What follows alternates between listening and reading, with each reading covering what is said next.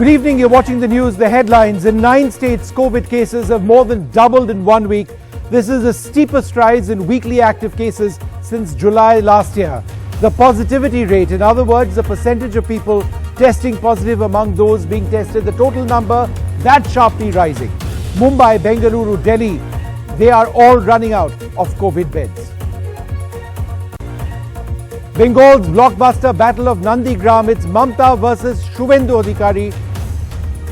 That's our big focus in our look at the Bengal elections. Dancing politicians in revelry on Holi, the Congress and the BJP insist that in Assam, it's not political. Details of an official letter from the Manipur government to district commissioners: do not set up camps for Myanmar refugees. Civil society groups cannot be permitted either to open up camps, politely turn away refugees. A real shocker as the humanitarian crisis in Myanmar continues. The shocking insensitivity against an MP rape survivor triggers outrage. A minor girl is tied, thrashed and paraded amidst Bharat Mata Ki Jai chants. And India celebrates Holi amidst an alarming surge in COVID numbers.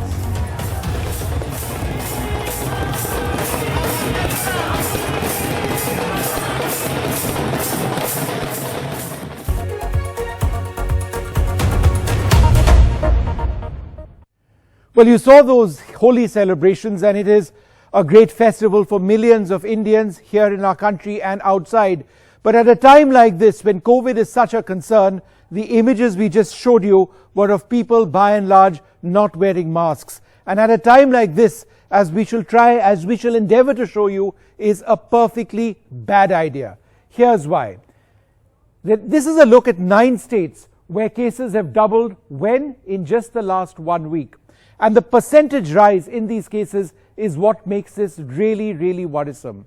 Let's take a look at Andhra Pradesh, a rise of 171%, 120% in Orissa, 164% in Jharkhand, 155% in Bihar, 178% in Uttar Pradesh. UP tops this particular list. This is where the number of cases have actually doubled, and that is a huge concern as we go forward, because we've been talking about Maharashtra, and rightly so, but the numbers in some of the other states are also a huge problem. But let us look at the numbers themselves, because 8 states have now added over a whopping 10,000 cases in 1 week. Just look at the overall numbers. In Maharashtra, 234,193, that's up 42% over the last 1 week or so. The numbers are in Kerala in the last 1 week, 13,765, Chhattisgarh, Madhya Pradesh and Punjab also a very significant rise of 21%. Now, if you look at it through graphs, and this will give you an idea of, and this is the part that a lot of people are forgetting, it's actually worse now in many ways than it was earlier on. So let's take a look at this and let's focus on before August, June 2020, June last year, and as you can see, this is how it spiked upwards. This is how it spiked upwards, and that is a very worrying spike, no doubt. But if you look at that situation now, this is almost vertically up. It's almost vertically up, and that remains a huge concern at this stage, given the absolute number which you see at 5,21,808. So that's what we are looking at this stage. And again over here, if you look at the comparison between February and March, the March toll is already 2/3 more than what it was in a month back. So that's gone up as well. Again, it's a problem for us, because here is where it actually gets summarized. This is what you call the positivity rate. Now that's doubled in 4 weeks. 4 weeks ago, the positivity rate was 2.0%. What is the positivity rate? Among all of those who go through a rapid antigen test or hopefully an RT-PCR test, what percentage of them have turned out to be positive for COVID? 4 weeks ago, 2% of those who'd been tested were turning out positive for COVID. That is now 5.3%, but just look at how it's changed. 4 weeks ago, 2%, 2.9%, 2 weeks ago, 3.7%, a week ago, and now it's at 5.3% of all people who are testing, right? And some of the tests, as we know, rapid antigen, not as good as RT-PCR, but still it's at 5.3%. That's a very large number of people who are testing positive. This is not good news at all for us, which is why, again, I'll end this particular segment with the way I started it. Not a good idea at all to not be wearing your masks if you're traveling outside, if you're on the road, if you're in close proximity to anyone else. Follow COVID discipline. With the numbers soaring through the roof in several states, the availability of beds in Maharashtra, particularly Mumbai, a huge concern. At the moment, there are only 131 ventilator beds available in public hospitals, 95 ventilator beds, only 95 ventilator beds presently available in private hospitals. Himangi Rane stays in Mumbai's Mulund area. Last evening, her husband was diagnosed with COVID and she struggled to find a bed at private hospital in Mumbai. I'm struggling to find a COVID bed for him in a COVID dedicated hospital, but I have not found a single bed for my husband. And she's not alone. With Mumbai recording 30,000 cases over the weekend, soon the city will face a complete shortage of beds. To do the math, every day about 6,000 to 7,000 cases are coming up in the city, and with nearly 10 to 15% of patients requiring hospitalization, it's clear that about 600 to 700 additional patients need a COVID bed every day at this rate. As per the data from the BMC, out of a total 16,247 beds across all categories, 12,008 have been occupied, leaving 26% or 4,239 beds free.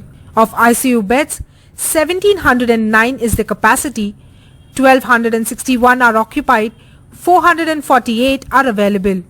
Of 8,694 beds with oxygen, 6,520 are occupied, leaving 2,174 available.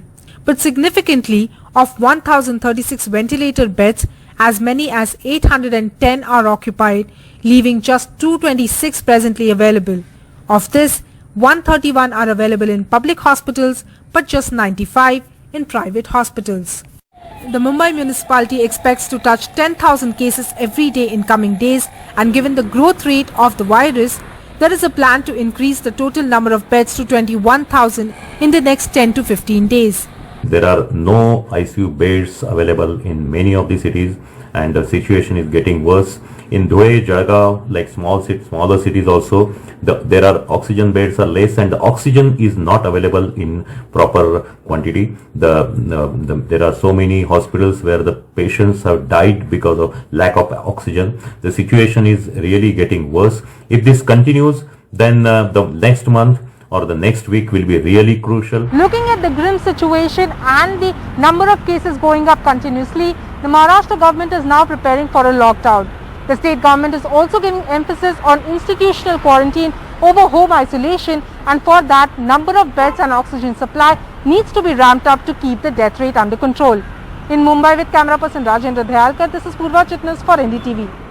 And it's much the same story in Delhi. While the overall availability of beds remains good given the numbers, there is again a shortage of ICU and ventilator beds in several leading private hospitals. So important to specify, some private hospitals, quite a large number at this stage, but not government hospitals, where at this stage the availability numbers are still okay.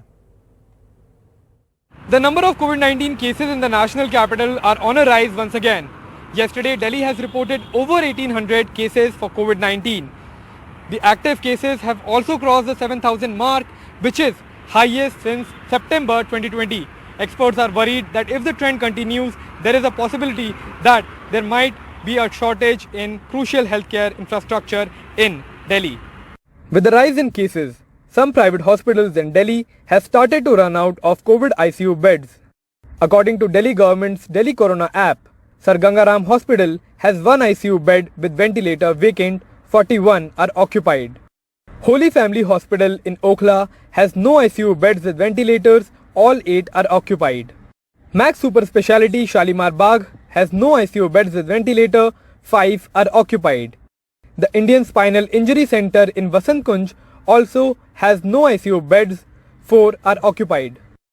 However, ICU beds and ICU beds with ventilators are available at government hospitals and the remaining over 50 private hospitals. Out of 5,765 ICU beds, 4,301 beds are vacant.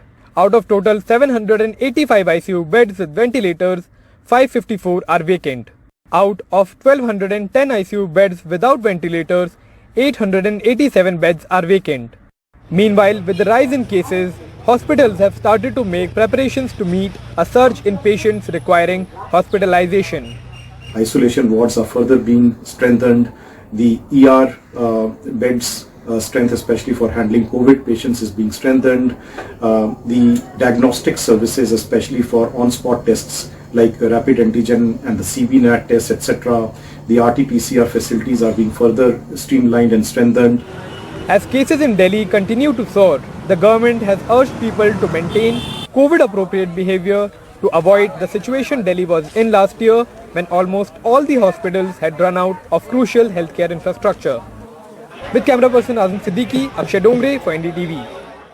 Amidst an ongoing security crackdown in Myanmar, the government in Manipur, which flanks the neighbouring country, has instructed its border districts to neither open any relief camps nor provide food and shelter to potential refugees. The order has been issued to Deputy Commissioners of the Chandel, Tegnopal, Kamjong, Ukhrul and Churachandpur districts to take appropriate actions regarding the illegal entry of Myanmarese nationals. My colleague Ratnadeep joins us now for more on this. Ratnadeep, there are many parts of this letter which I'm looking at which are frankly fairly shocking. For example, it says the district administration should not open any camps to provide food and shelter. So what is happening at this juncture, Ratnadeep, to those Myanmarese citizens who are trying to come into India? Are they being denied?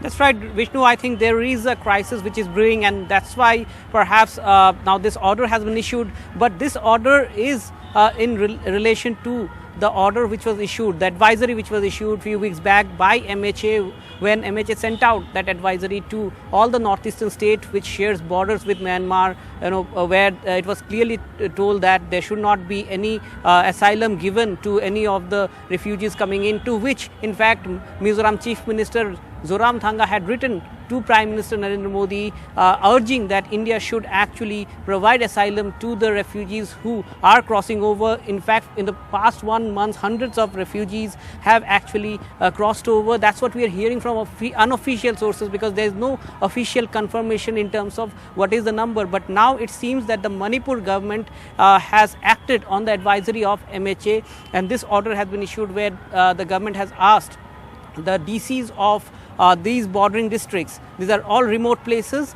and the DCs have been asked that there should not be any camps opened up. Remember, on both sides of the border you have people of the same ethnicity, so they are basically ethnic tribals of Myanmar and ethnic tribals of Mizoram and Manipur. They have relations, so in that way there are chances that people would come in and take help from the relatives this side. In fact, another very important thing is that Manipur government has also asked that the Aadhaar enrollment in the border area should be stopped. The big guns are blazing in Nandigram in Bengal, the constituency that's become the centerpiece of the Bengal Assembly polls. Nandigram votes on the 1st of April. Today it starts, and Chief Minister Mamata Banerjee hit the campaign trail today on a wheelchair. She trundled down bumpy village roads, meeting and greeting her voters. আজকে কতগুলো ছেলেকে শিখিয়ে দিয়েছে হিন্দু মুসলমান করে দাও নন্দীগ্রামে, কতগুলো ছেলেকে শিখিয়ে দিয়েছে যাও গিয়ে হিন্দু মন্দিরে গিয়ে একটু মাংস ফেলে এসো যাতে দাঙ্গা লাগানো যায়। কেন করবে? আমরা বুঝি হিন্দু ঘরের লোক নই? তুমি হিন্দু মুসলিম করতে এসছো। আমরাও হিন্দু ধর্ম করি, আমরাও মুসলিম ধর্ম করি, আমরাও শিখ ধর্ম করি, আমরাও খ্রিস্টান ধর্ম করি, কিন্তু আমাদের একটা সিস্টেম আছে। আর হঠাৎ করে গেরুয়া একটা ড্রেস পরে কপালে টিপট লাগিয়ে সে যেন কত বড় মহাপুরুষ হয়ে গেছে। বাপরে বাপরে। दादा, अभी हमने सुना आपका स्पीच, आपने तो ममता बनर्जी को बेगम बना दिया। हाँ बेगमित है कलमा कलमा पढ़ रही है गाड़ी गुलो আপনারা একটু সাইড করে নিন कलमा हिंदू मंत्र स्तोत्र गलत और कलमा सही दीदी कह रही है आज ही कहा है कि आप कम्युनल कार्ड खेल रहे हैं। कौन दीदी ने अभी कहा कि आप कम्युनल कार्ड उन्होंने खेला। तो आपने कहा इधर अब्दुल कलाम और उधर दूसरा कोई कुछ लोग। हाँ अफजल गुरु का खिलाफ है। आप एपीजे अब्दुल कलाम को हम लोग प्रणाम करते हैं। तो आप क्या कहिएगा ममता बनर्जी? ममता बनर्जी बंगाल को बांटा, एपीजमेंट पॉलिटिक्स उन्होंने बंगाल में स्टार्ट किया, लेकिन पुरोहित को नकार दिया। 5 लाख पुरोहित है बंगाल में। All right, well, let's quickly take a look at the situation now in Assam. It's also a very crucial couple of days ahead. Today is the second last day of campaigning for the second phase, which is on the 1st of April, where 39 seats will go to the polls. Both the BJP and the Congress today used Holi to reach out to their supporters. In a colourful mood on Holi, Assam Chief Minister Sarbananda Sonowal at the largest wholesale market in the northeast, Fancy Bazaar in Guwahati. आप हमेशा खुश रहे, सुस्वस्थ रहे, मिलजुल के रहे। आप सब मिलकर होली खेलना चाहते हैं और एक दूसरे से मिलकर, एक दूसरे के साथ मिलकर सद्भावना से होली खेलना चाहते हैं और सबको होली की शुभकामनाएं। But politics or not, with just 3 days to go for the second phase polls in 39 crucial seats in central Assam and in the Bengali heartland of Barak Valley, this is certainly a good connect with the people. In 2016, the BJP had done extremely well here, but this time the Congress's Mahajot is playing challenger. In fact, there you can see AICC General Secretary in charge of Assam, Jitendra Singh, playing Holi. He has been applied Holi Tika by party supporters in Silchar. The battle for Barak Valley is an intense political battle between the Congress and the BJP, because last time in 2016 in the Barak Valley region, out of the 15 seats, BJP had won 8 of them, while Congress could manage only 2 seats and its ally AIUDF had won 5 seats. But this time around, the battle for Barak Valley is very intense, because with the alliance of the Congress and the AIUDF, there is a situation which might lead to polarization of the votes. We've come to the temple, we've prayed for the future of Assam, for the people of Assam, for their good health and prosperity, and of course our commitment towards the 5 guarantees. In Silchar, the BJP seems to have used Holi for a show of strength. All seem set for the second phase of polls in Assam on 1st of April. With Manish Kumar in Guwahati and camera person Sanjay Chakravarti in Silchar, Ratndeep Chaudhary for NDTV. A 16-year-old rape survivor in Madhya Pradesh's Alirajpur district was put through a harrowing ordeal, tied and paraded with her attacker. The shocking insensitivity has triggered massive outrage. We have this report.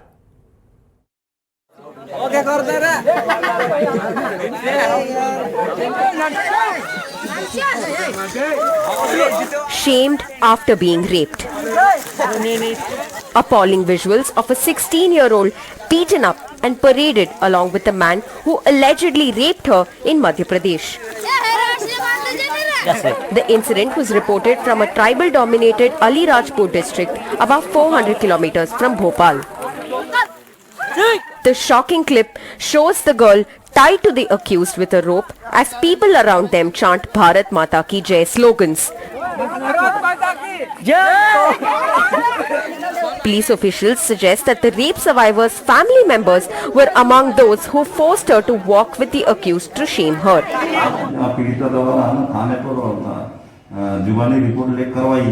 कि है ना उनको है ना उनके परिवार जनों ने मारपीट की है और उसके साथ है ना आरोपी द्वारा दुष्कर्म किया गया. According to the police, 6 people, including the accused, have been arrested after outrage over the clip. A case has also been registered against the family members of the 16-year-old. With Anurag Dwari, Revati Hariharan for NDTV. Well, India celebrated Holi amidst an alarming surge in COVID cases. Masks and social distancing, as you can see in these images, have clearly taken a backseat today.